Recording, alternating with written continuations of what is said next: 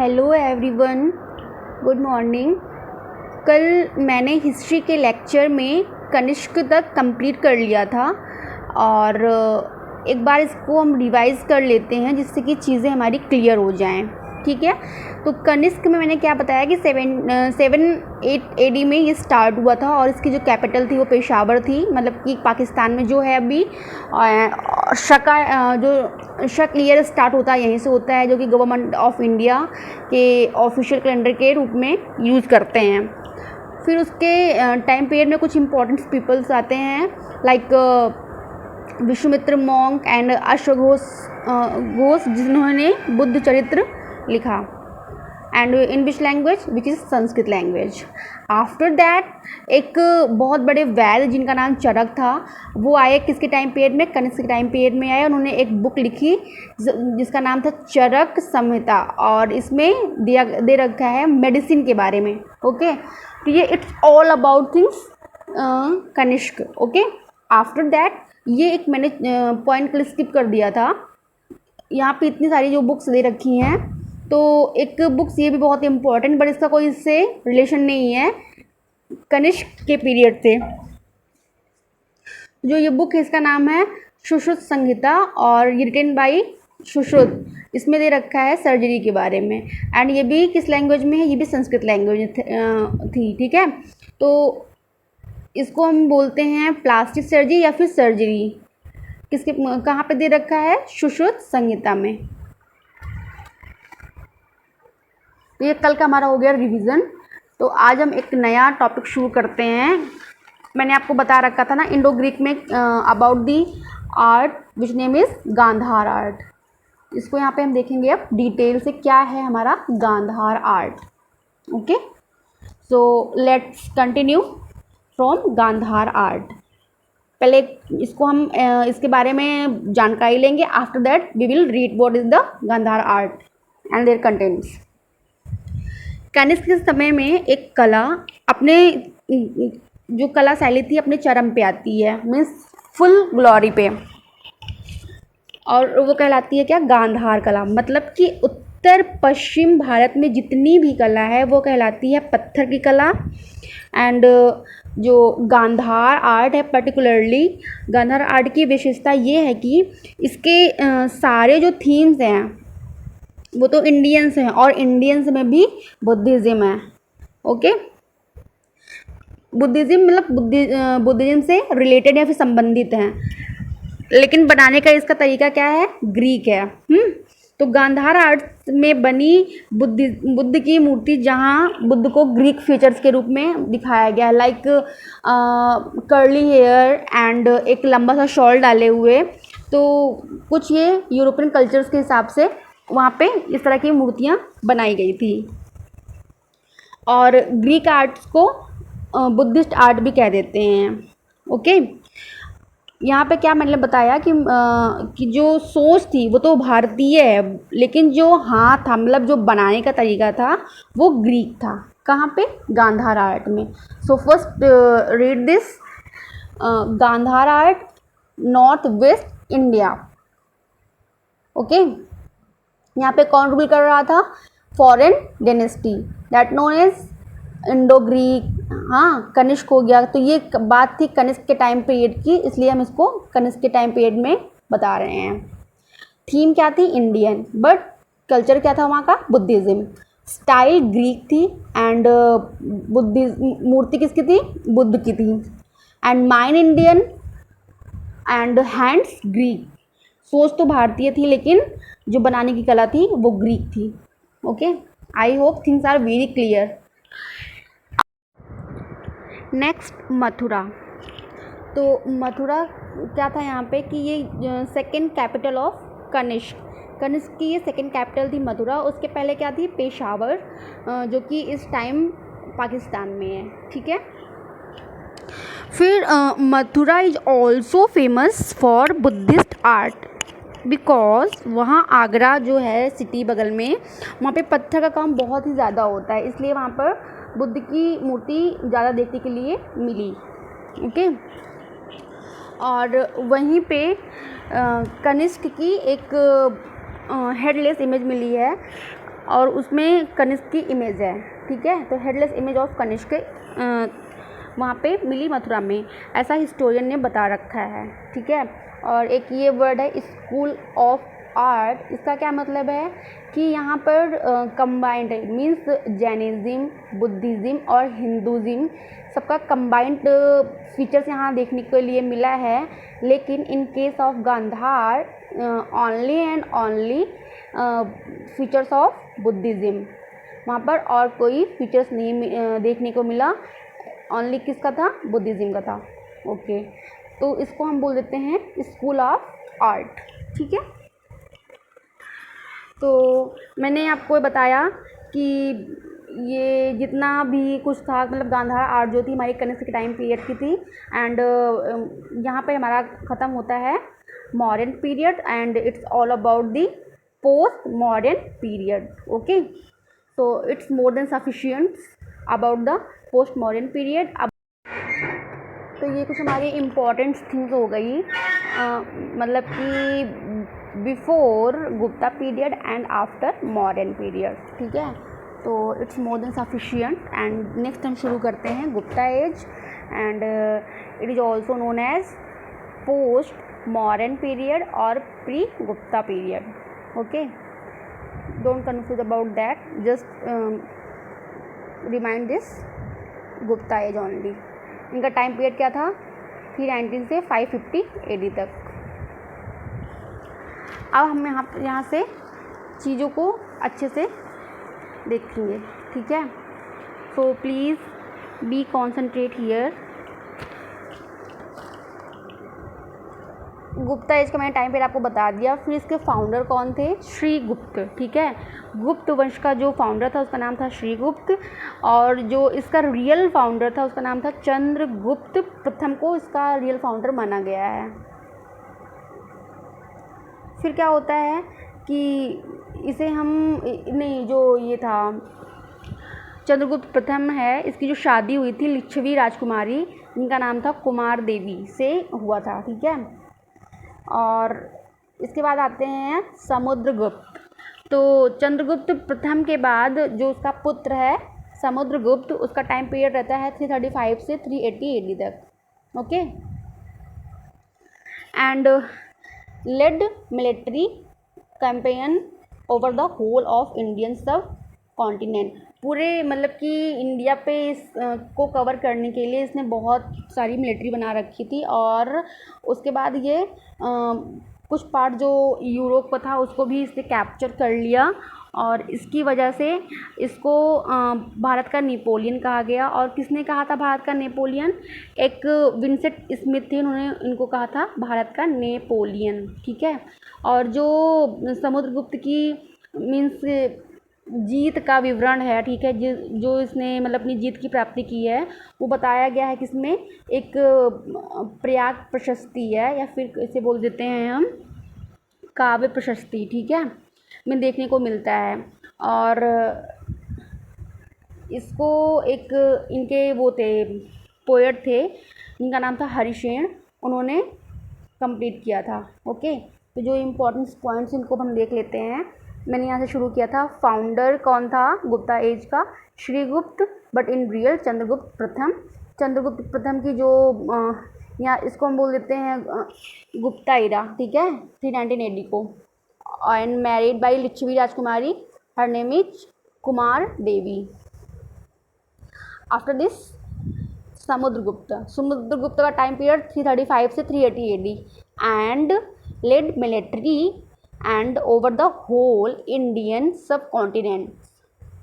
Okay, Napoleon of India, why capture of whole Europe.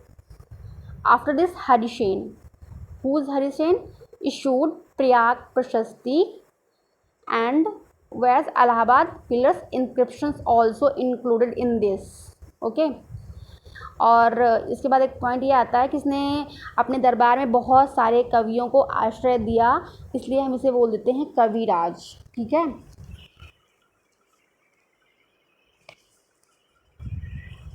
And issued gold coins, ठीक है, सोने के सिक्के का जो प्रचलन था यहीं से शुरू हुआ and after this Gupta period से, ठीक है। ये इंपॉर्टेंट पॉइंट है, कई बार पूछा गया है ये कि सोने का सिक्के कहाँ से शुरू किए गए, कौन इशू कराया था, तो गुप्ता पीरियड, ओके। एंड अश्वमेध टाइप सेक्रीफाइजेस, और समुद्रगुप्त को अश्वमेध यज्ञ करवाने का भी श्रेय दिया जाता है, ठीक है। और जो इसके सिक्के थे, सिक्के पर वीणा बजाते हुए दिखाया गया है, ठीक है। तो वीणा टाइप, अब इतना इसको लिखते हैं, इशूड गोल्ड क्वाइंस एंड अश्वमेध type sacrifices and Veena type. वहाँ पर एक सिक्के पर इस टाइप की कुछ इमेजेस बनी होती थी इसके टाइम पीरियड में, okay. So died and followed by Chandragupta द्वितीय। So it's all about the Samudragupta, okay. और उसके बाद आता है चंद्रगुप्त द्वितीय। चंद्रगुप्त द्वितीय जो था उसका दूसरा नाम था विक्रमादित्य, और देवगुप्त, उसके बहुत सारे नाम थे, मतलब कि बहुत लोगों ने उसको देवगुप्त बोला, देवराज और Devashri, like so many names of him.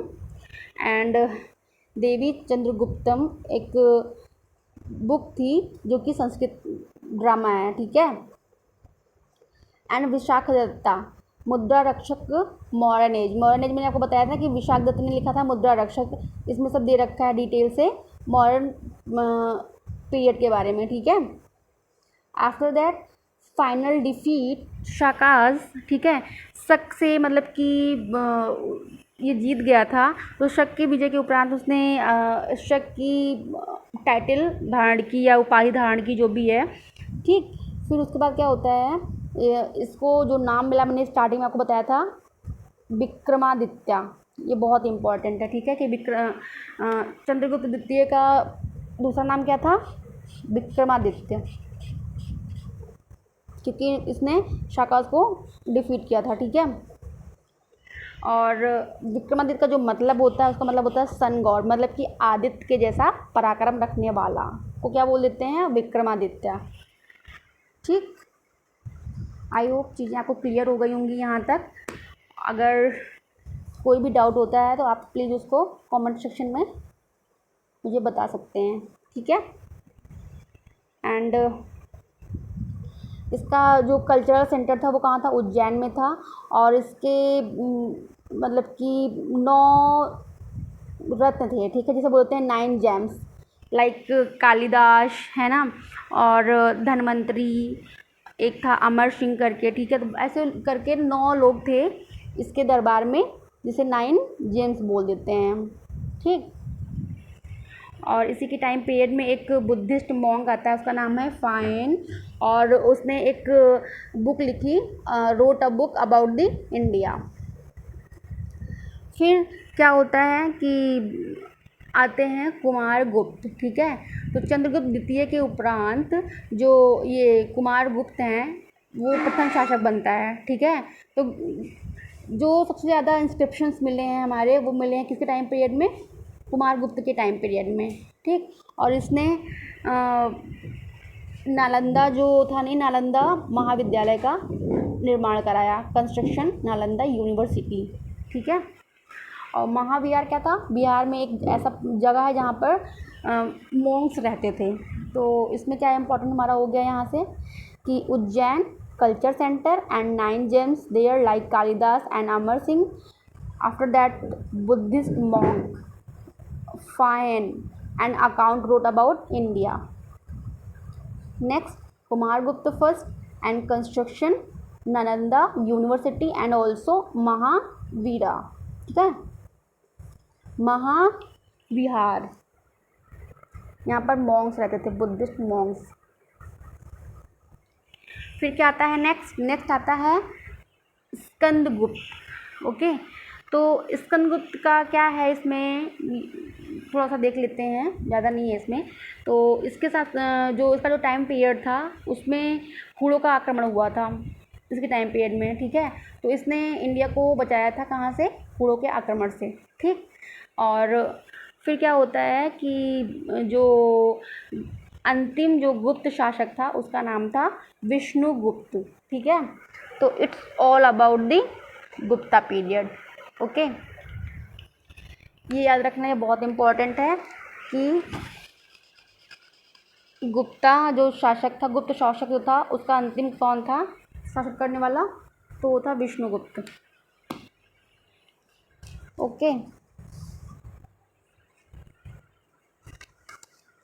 अब मैं आपको आगे बताती हूँ कल्चर्स। तो कल्चर्स में क्या है, गोल्डन एज, कल्चर कंट्रीब्यूशन, इसे हम क्यों बोल देते हैं, इसे बोल देते हैं स्वर्णकाल, क्योंकि जो गुप्त पीरियड था वहाँ पे बहुत सारे अभिलेख और बहुत सारी नई नई चीज़ों का मतलब कि प्रचलन हुआ था, इसलिए इसको हम बोल देते हैं गोल्डन एज और कल्चरल कंट्रीब्यूशन। ठीक है। Literature in Sanskrit. ओके, तो एक जो कालिदास थे, उन्होंने लिखा था एक बुक जिसका नाम था मालविका अग्निमित्रम, और एक दूसरा बुक था जिसका नाम था रघुवंशम, मेघदूत, अभिज्ञान शाकुंतलम। इसमें अभिज्ञान शाकुंतलम में क्या था, किसके बारे में लिखा गया, इसमें लिखा गया है दुष्यंत और शकुंतला के बारे में, डिटेल्स इसमें दे रखी है कहानी। ठीक है, और कालिदास को बोल देते हैं शेक्सपियर ऑफ द इंडिया। तो it's all about the literature of Kalidas. Okay, तो अभिज्ञान शाकुंतलम इसका ट्रांसलेट हुआ है इंग्लिश में। So Abhijnana Shakuntalam was first which is translated into a western language by the Sir William Jones. Okay, so अभिज्ञान शाकुंतलम का जो ट्रांसलेट हुआ है संस्कृत से इंग्लिश में, किसके द्वारा किया गया है, सर विलियम जोन्स के द्वारा। ठीक है, ये भी बहुत इम्पोर्टेंट है, एंड इसको संस्कृत ड्रामा भी बोल देते हैं। ठीक है, नेक्स्ट क्या आता है कि कुछ साइंटिफिक डेवलपमेंट हुए थे ड्यूरिंग द गुप्ता टाइम। देख लेते हैं क्या क्या चीज़ें हैं। तो आर्यभट्ट, आपने सुना होगा इनके बारे में। ठीक है, he is very famous because he is a wrote Aryabhattam, and ये बहुत ही बड़े मैथमेटिशियन एंड एस्ट्रोनॉमर थे। ठीक है, और इन्होंने ही पाई की वैल्यू फाइंड आउट की थी, मीन्स 3.1416, 22/7। जब इसको हम सॉल्व करेंगे तो इसकी वैल्यू इतनी आएगी। ठीक है, after that size of earth, इन्होंने ही इसको भी बताया, and the value of zero, Aryabhata ने ही बताया ज़ीरो के बारे में। तो good number of things developed by Aryabhata.